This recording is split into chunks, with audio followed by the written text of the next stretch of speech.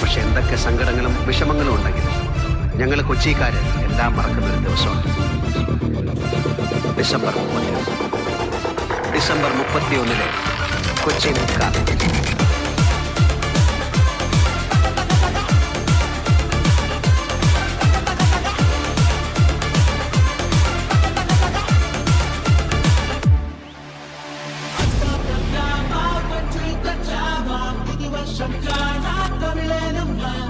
ആടത്തെ വേദം കേൾക്കാനോ നമ്മൾ